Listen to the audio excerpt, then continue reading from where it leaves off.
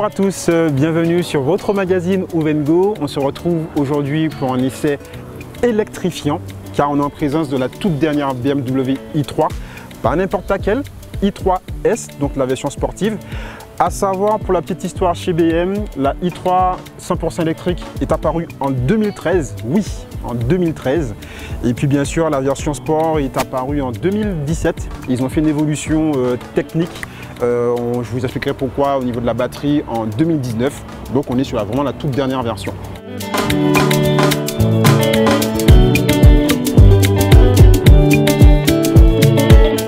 Donc sur le bouclier, on retrouve un bouclier redessiné en noir brillant qui ramasse un peu plus le véhicule. Sur le côté du véhicule ici, où on retrouve de très belles jantes de 20 pouces avec des extensions d'ailes en noir brillant qui rappellent un peu le côté un peu plus crapus du véhicule. À savoir qu'au niveau des voies, elle a été élargie de 40 mm et le véhicule a été abaissé de 10 mm. Tout ça pour vraiment accentuer le petit côté sportif du véhicule.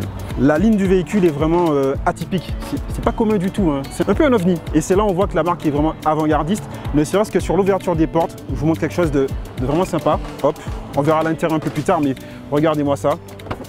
Ouverture des portes antagoniste, c'est vraiment fun hein, le truc. On va passer un petit peu à l'arrière du véhicule.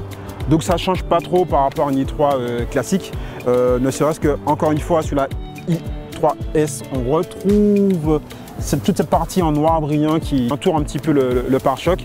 La petite signature lumineuse en LED, depuis 2013, hein, n'oubliez pas. Hein.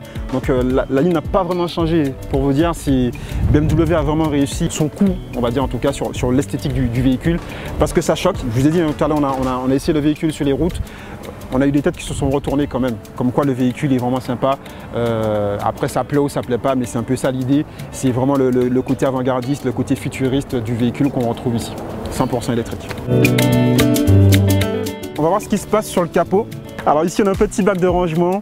Alors on retrouve ici le cordon de charge. Hein.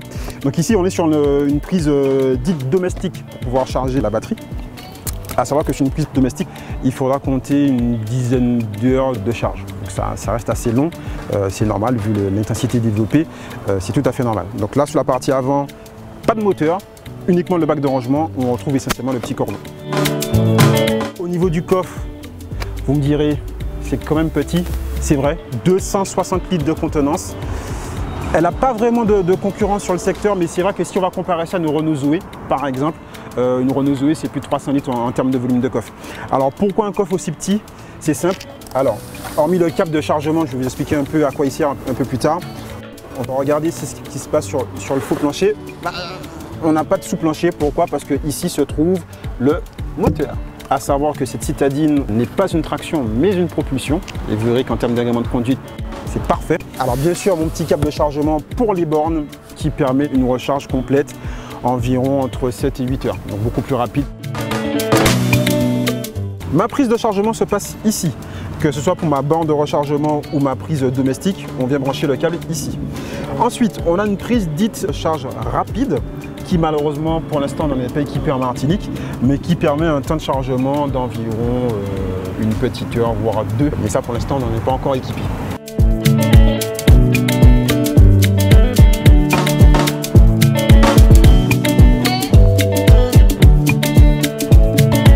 On se retrouve à l'intérieur de cette i3S, encore une fois, vraiment avant-gardiste. Rien n'a changé depuis 2013, hein. C'est énorme. Ça n'a rien de commun en fait, très clairement c'est futuriste. On retrouve nos deux écrans ici. Alors tout à l'heure je vais vous montrer un petit peu le côté multimédia de l'écran et vous verrez c'est vraiment fun avec le système in-drive. Le petit volant BM à deux branches avec le petit cerclage bleu qui rappelle le petit côté électrique. On retrouve aussi le petit bleu autour du logo BMW juste là. Les prises de commande au volant. Alors ici le petit sélecteur pour sélectionner nos vitesses, soit en marche avant, en marche arrière ou en position neutre. Et de quoi démarrer également le véhicule. Alors petit point intéressant, on n'a pas de console centrale. On est vraiment sur un plancher dit plat, ce qui permet vraiment d'avoir de l'espace. On retrouve notre petit accoudoir ici, qui tombe très bien sous le coude hein, pour le coup. Il prend très bien sa fonction. Et puis surtout une charge par induction pour le téléphone. On peut venir poser son téléphone ici et il se met à charger. Donc c'est plutôt dans l'air du temps très clairement. Donc des petits rangements, on va dire simplement utiles. Petite porte gobelet ici, on en a ici, petit vide-poche là. C'est bien fini dans l'ensemble. À savoir que, très important, On est sur une coque quasiment en carbone. Le châssis repose sur un châssis totalement en aluminium. Donc on a un gain de poids en fait qui est vraiment considérable sur ce véhicule. On va se concentrer vraiment sur l'écran multimédia de ce véhicule. Donc j'ai réglé une petite molette, parce qu'on appelle chez IBM le fameux e-drive. Donc on viendra sélectionner nos différentes fonctions. Donc bien sûr on peut avoir le statut du véhicule, l'état de charge, la pression des pneus, etc. Le GPS, alors petit point intéressant, le GPS est 100% fonctionnel. Tout à l'heure j'ai fait une recherche exprès, là on est sur Casse Pilote rapidement. J'ai fait une recherche vocale, il a tout trouvé, c'est vraiment top à ce niveau-là. À savoir que le véhicule est compatible Apple Car et tout ça sans fil. Bon malheureusement j'ai pas de produit Apple pour pouvoir faire la petite démo. Là je suis avec mon téléphone Android, je suis connecté là-dessus et j'ai un accès rapide. C'est vraiment très fluide à l'utilisation, un très bon point positif. On passe sur la partie arrière du véhicule. Alors c'est une stricte 4 places, hein. Donc on a une place ici, une place là, les portes gobelets juste ici. Et au niveau de l'espace arrière, encore une fois, je dirais que je suis très petit, hein. Par rapport à ma position de conduite, bon moi ça ne me gêne pas du tout. Bon, je sais que pour quelqu'un de plus grand, sur 1,80 m, l'espace au genou peut devenir limite. Pour rappel, moi je fais 1,74 m. Par contre, on va fermer la petite porte là, juste ici. Seul petit bémol, c'est qu'une fois qu'on est installé à l'arrière, la vitre ne se baisse pas. On est condamné. On est sur un véhicule électrique, on a intérêt à faire fonctionner la clim pour ne pas mourir de chaud. Et puis, celui qui veut sortir, du coup, il faut ouvrir la porte conducteur ou passager à l'avant pour que le passager arrière puisse descendre du véhicule. C'est vrai que pour le coup, c'est un petit peu embêtant.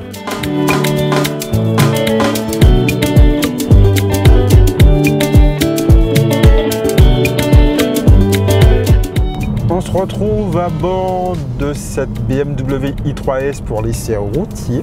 Le véhicule est vraiment sécurisant parce que la conduite, en tout cas au volant, ça reste ultra précis. Et on va se parler un peu de chiffres sur ce véhicule. Donc tout à l'heure j'ai dit précédemment que la i3S est apparue en 2017, à savoir que les évolutions ont été faites sur la batterie. Donc la première version était sur une batterie de 33 kWh, sur celle-ci on se retrouve sur du 42 kWh. Donc en matière d'autonomie ça apporte quoi? Donc forcément une autonomie plus optimisée pour le coup. La OBM annonce à peu près quasiment 300 km d'autonomie. À l'utilisation, ce véhicule en termes d'agrément de conduite, c'est ce qu'il y a de mieux on va dire sur le segment, en sachant que pour le coup elle est toute seule, hein. En termes de citadine premium, il n'y a pas grand monde sur le secteur, voire quasiment personne. Là on est en descente, ça tombe très bien. Vous verrez qu'une fois que je lâche l'accélérateur, le système de récupération d'énergie est tellement puissant que je n'ai même pas besoin de freiner en fait. Là très clairement je ne freine pas. Le véhicule est assez puissant pour récupérer l'énergie, donc pour le coup c'est vraiment bluffant. Alors ce qui est encore le plus bluffant, vous voyez là je réaccélère, c'est ultra doux. On n'a pas ces à-coups qu'on peut avoir sur certains véhicules électriques. On n'est pas surpris en tout cas par l'arrivée de couple. C'est vraiment très bien géré. Je vais accélérer gentiment. Vous verrez que hop, ça repart d'un trait. Hop là, c'est déjà reparti. C'est vraiment impressionnant. On va continuer à parler de chiffres. Pourquoi c'est aussi impressionnant? Ici, on retrouve 270 Nm de couple. C'est 20 Nm de couple par rapport à la i3 classique. Et puis en termes de puissance réelle, on arrive à monter à 184 chevaux. C'est 14 chevaux de plus par rapport à une i3 classique. Alors après, vous me direz, ce n'est pas un véhicule très clairement taillé pour les grands axes.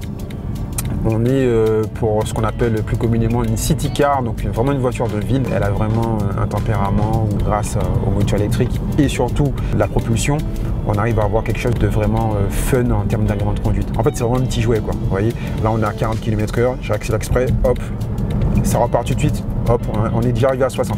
Le véhicule est super réactif. On va parler des modes de conduite. C'est la petite particularité sur ce véhicule. Donc là, on voit sur l'écran de contrôle les différents modes de conduite. Là, on a le mode confort, le mode sport avec des réglages dynamiques, une direction plus précise. Et puis ici, on va retrouver le mode Eco Pro pour économiser de la batterie. Et l'Eco Pro Plus qui va nous couper la climatisation. Donc là, on est vraiment en mode pur économique. Tout à l'heure, on a affronté quelques chemins un peu tornitruants et c'est vrai que là, la suspension, vu qu'elle est assez ferme, un petit peu désagréable pour le coup. Donc effectivement, son terrain de jeu, c'est vraiment bon, les sinueuses, ça sort très bien, les côtes, c'est son dada. Et puis elle a un rayon de braquage qui est vraiment impressionnant. En vitesse de pointe, on est sur un véhicule qui monte jusqu'à 160 km/h en vitesse de pointe. Le 0 à 100 est annoncé à 6 secondes 9. C'est un peu l'équivalent de quoi? D'une Mini Cooper S, d'une 208 GTI par exemple. Donc en termes d'accélération pure et de reprise, elle n'a rien à envier aux sportifs du moment.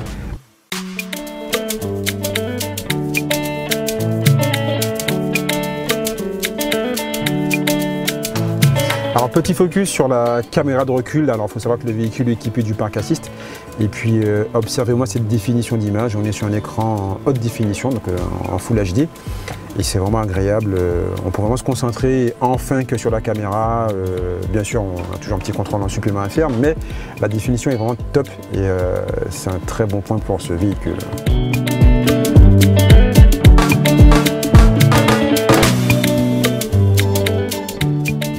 On fait le bilan pour cette BMW i3 édition 2019. Elle apporte de bons points grâce au rayon de braquage, le gabarit. Donc BMW a vraiment pensé City Car, donc c'est vraiment un véhicule de ville. Rayon de braquage au top, l'intérieur toujours dans son air du temps, dans le jus, il est vraiment futuriste pour le coup. Alors le design, vous me direz, c'est vraiment subjectif, mais c'est un véhicule qui a vraiment traversé le temps, je le rappelle, hein, il a apparu en 2013 et à aujourd'hui, il n'a pas pris une ride. Alors bien sûr, un point négatif à l'arrière, les vitres qui ne se baissent pas, et puis bien sûr l'ouverture des portes antagonistes qui impose l'ouverture de la porte avant pour celle de l'arrière. Le coffre est encore un peu trop petit, mais bon, ça c'est de sa conception à cause du moteur qu'on retrouve sur la partie arrière. On pourrait citer un prix quand même assez élevé, parce que c'est un véhicule qui démarre à partir de 34 900 € sur la version i3 classique. En somme, très bon véhicule que je vous invite à essayer chez BM. Parce que très clairement, c'est un véhicule qui devient vraiment vite attachant. C'est la fin de cet essai. N'oubliez pas de vous abonner à la chaîne Ovengo, donc sur la chaîne YouTube, on a un site internet également. Et si vous avez apprécié cette vidéo, un petit coup de pouce bleu, c'est super sympa. Et je vous dis à très bientôt pour un prochain essai. Ciao!